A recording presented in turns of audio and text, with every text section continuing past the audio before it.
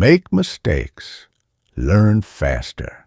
Welcome to English Stories Podcast, my friend. I'm very happy you are here today. And before we start, let me ask you something very honest. Have you ever studied English for a long time? Maybe months or even years. But when it's time to speak, your mind feels empty.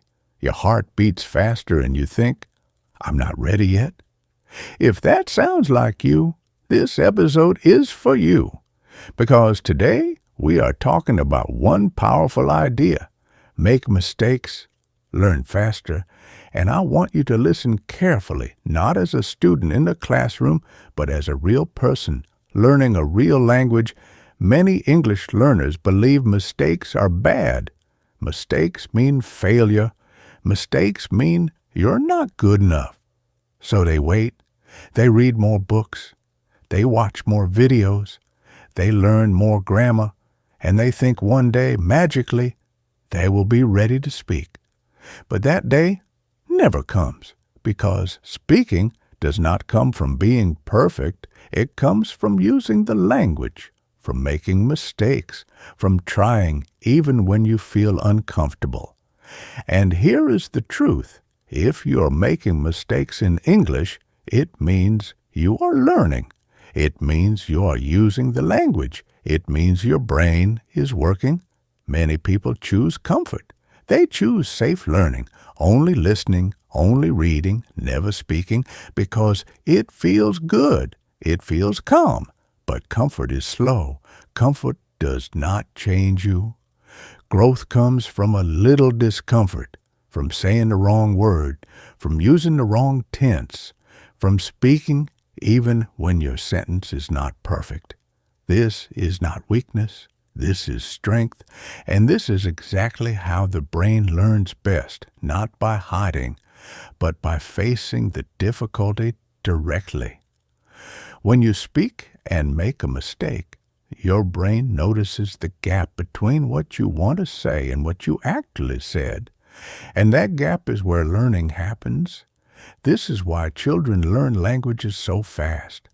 They are not afraid of mistakes. They speak first. They learn later. But adults often do the opposite. They want to learn everything first and speak later. And that is why progress feels so slow. So today, in this episode, I want to give you permission to speak before you feel ready, permission to make mistakes, permission to sound simple, because simple English that you use is much more powerful than perfect English that stays silent in your head. You do not need more books. You do not need more rules. You need practice, real practice, active practice. Even 5 or 10 minutes a day can change your English if you use it honestly. And if this way of learning feels different, if it feels a little scary, that is a good sign. It means you are doing something right. So stay with me. Listen slowly. Repeat if you want. Let the language come naturally.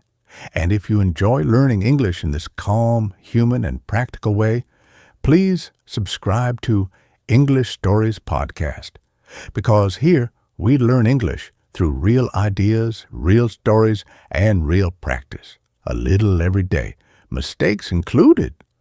Ultra learning is not about learning fast just to look good or to finish a book quickly.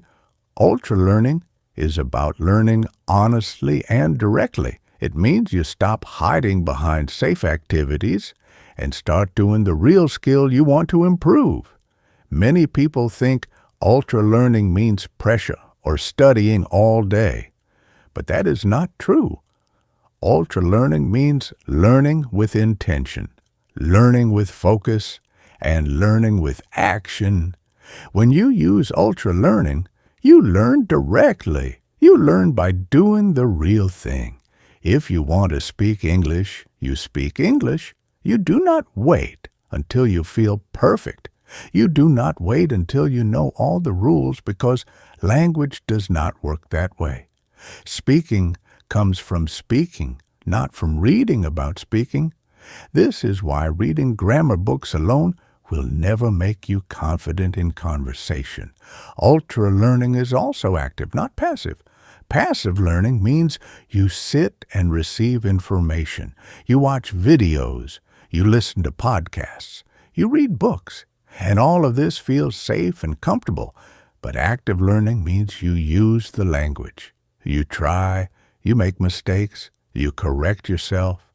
And through this process, your brain becomes stronger. And ultra learning also means learning into your weakest points, not your strongest ones. Many learners practice what they are already good at because it feels good. But growth comes from weakness. If your problem is speaking, you practice speaking. If your problem is listening speed, you practice listening. Ultra learning asks a simple question. What is stopping me right now? And then it says, start there. This is why you cannot read forever and suddenly speak well. Reading and speaking are different skills, and one does not automatically create the other. Now let's talk about the common mistakes many English learners make. The first big mistake is learning too safely. Many people only read, only listen, and avoid speaking because they are afraid of making mistakes, afraid of sounding stupid, afraid of being judged. But when you avoid speaking, you are avoiding learning. Safe learning feels good, but it is very slow. Another common mistake is learning in a very unclear way. Many learners say, I want to be good at English, but this sentence has no direction. It does not tell your brain what to do. Without a clear goal, your effort becomes scattered. You study a little grammar today, a few words tomorrow, maybe a video next week, but nothing connects. And because nothing connects, progress feels invisible. And when progress feels invisible, motivation disappears. This is why many people study English for years but still feel stuck. It is not because they are lazy or not smart. It is because they are not learning directly, they are not learning actively, and they are not aiming at a clear target. Ultra learning changes this by asking you to be specific and honest. What do you really want to do with English? And what is the hardest part for you right now?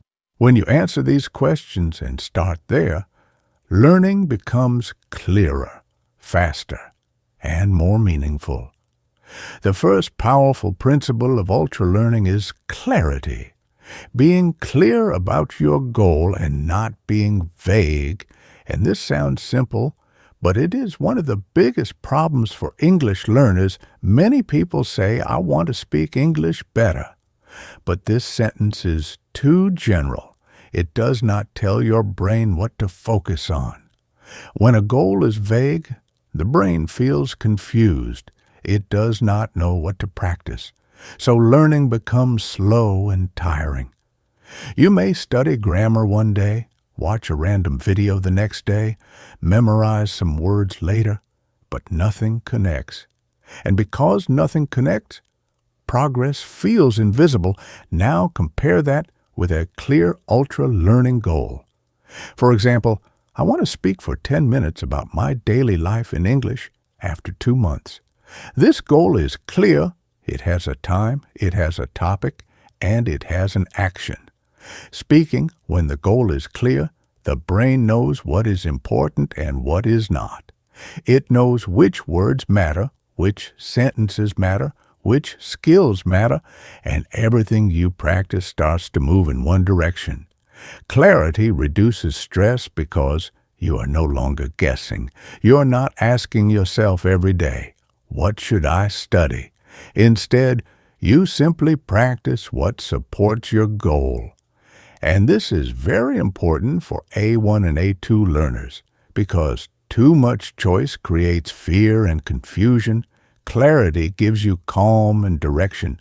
When the goal is clear, motivation becomes stronger because you can feel progress. Even small progress feels meaningful. Now let us move to the second principle, directness. Learning the skill by doing the skill, this is the heart of ultra-learning, and it is where many learners feel uncomfortable. Directness means if you want to speak, you speak. If you want to listen, you listen to real people, not only slow artificial examples.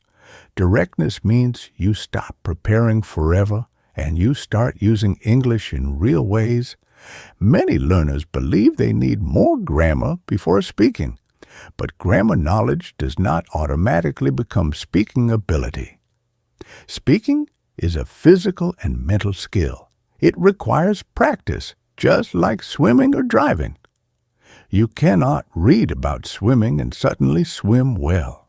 You must enter the water. Direct learning feels scary because it shows your weakness, but weakness is information, and information helps you improve. One very powerful direct method for language learners is shadowing. Shadowing means you listen and repeat immediately. You do not translate into your first language. You do not stop too much. You follow the rhythm, the speed, and the sound of the speaker. At first, this feels difficult. Your mouth feels slow. Your brain feels busy. But this is good because your brain is connecting sound, meaning, and movement at the same time. Shadowing improves reaction speed. It improves natural rhythm, and it builds confidence because you are training yourself to speak without overthinking. When you shadow regularly, English starts to feel more natural, less like a test, and more like a tool. Now we come to the third principle, productive discomfort.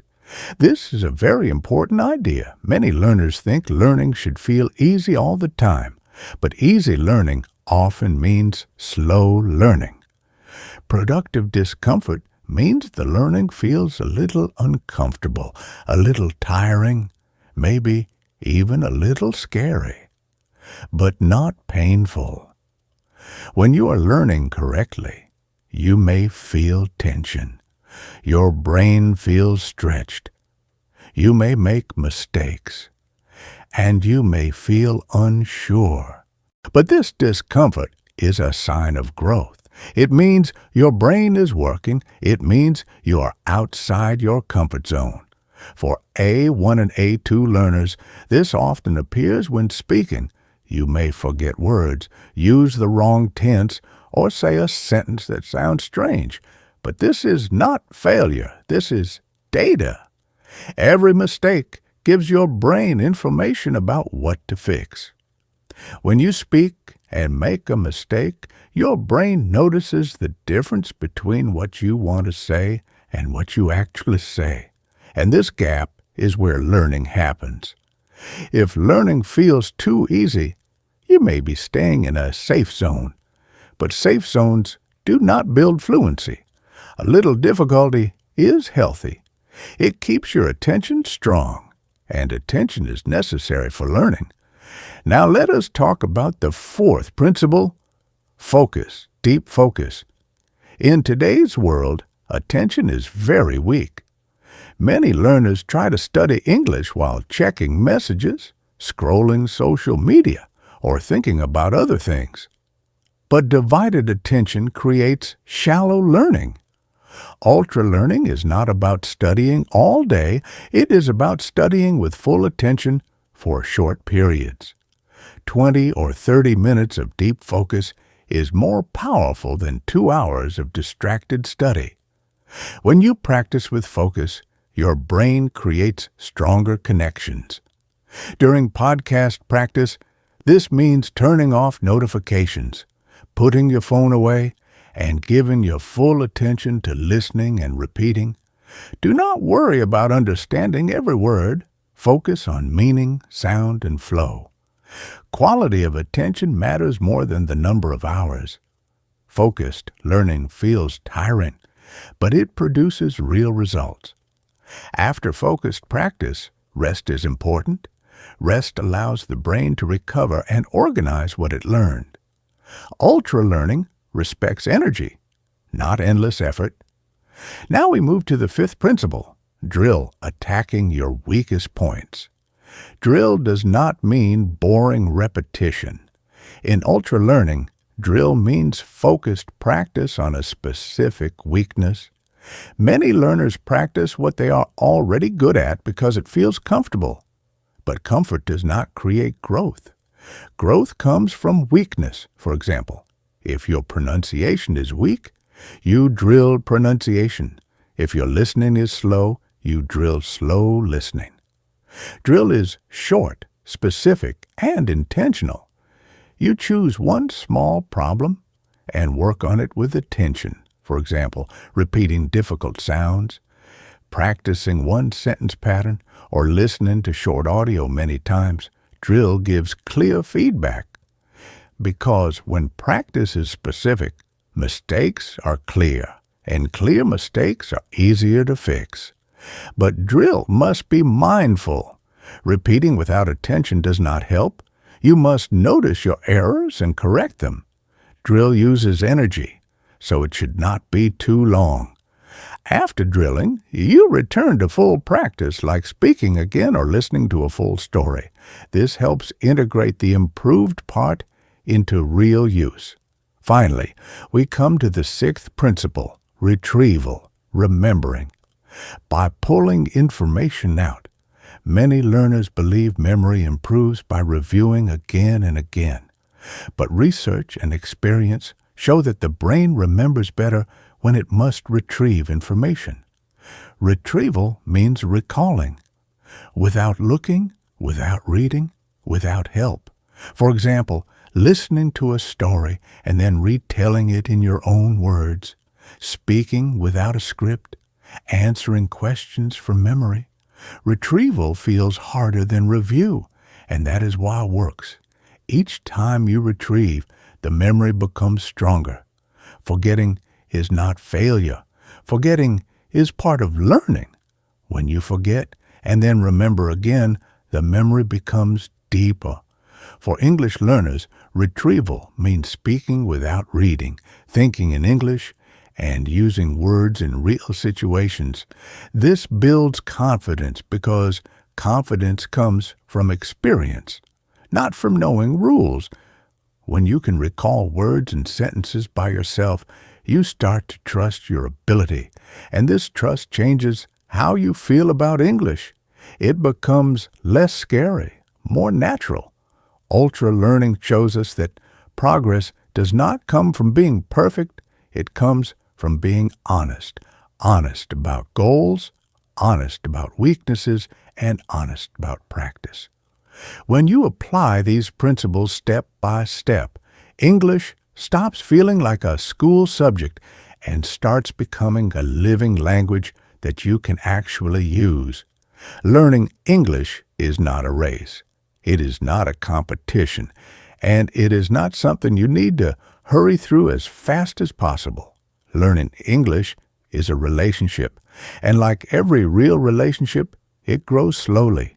With time, attention, patience, and honesty, many learners feel pressure because they compare themselves to others. They see people speaking fluently and think, I am too slow, I am behind. But language does not work like that. Everyone has a different starting point, a different life, a different amount of time and energy. And progress is not about speed, it is about direction. If you are moving in the right direction, even slowly, you are doing well. Today we talked about many ideas: clarity, direct practice, productive discomfort, focus, drilling weak points, and remembering by using the language. But all of these ideas come back to one simple truth.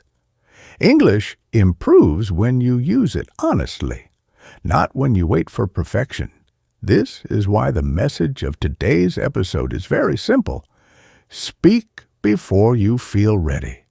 Because readiness does not come first. Readiness comes after experience. Confidence is not something you wait for. Confidence is something you build, And you build it by showing up, by trying, by making mistakes, and by continuing anyway. Many learners think confidence means no fear, but that is not true. Confidence means you act even when fear is present. Every time you speak English, even a little, every time you try to express yourself, even with simple words, you are strengthening your relationship with the language. English slowly stops feeling like an exam. It stops feeling like a problem to solve, and it starts feeling like a tool you can use. Mistakes are not enemies. Mistakes are teachers. They show you where to grow, and when you accept mistakes, learning becomes lighter, calmer, and more human. You no longer need to protect your ego. You protect your learning instead. Remember, you do not need to study all day. You do not need perfect plans. You do not need 10 new books. You need consistency, a little every day. 10 minutes of honest practice is more powerful than hours of passive learning, listening again to a story, repeating out loud, retelling in your own words. These small actions create real change over time, and over time, something beautiful happens. English starts to respond to you. It starts to feel familiar. Sounds become clearer. Words come faster. Sentences form more naturally, not because you force them, but because you use them. And this is why learning English is a relationship. The more attention you give, the more it grows. Some days you will feel good. Some days you will feel stuck. And that is normal. Relationships are not perfect every day. What matters is that you keep showing up gently, honestly, without punishment, without shame. If today you only understand a little, that is okay. If today you make many mistakes, that is okay. Progress is not always visible in one day, but it is real over weeks and months. So be patient with yourself. Speak kindly to yourself. Learning a language is a brave act.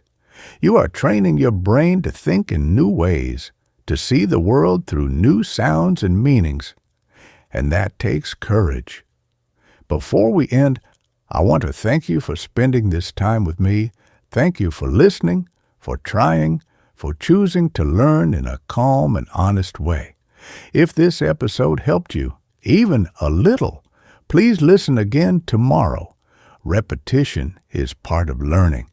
And if you want easy, gentle English practice every day, please subscribe to English Stories Podcast. This channel is here to support you, not to pressure you. Here we learn through real ideas, real stories, and real use, one small step at a time. Thank you again for being here. Keep practicing. Keep believing in yourself. And I'll see you in the next episode. Bye for now.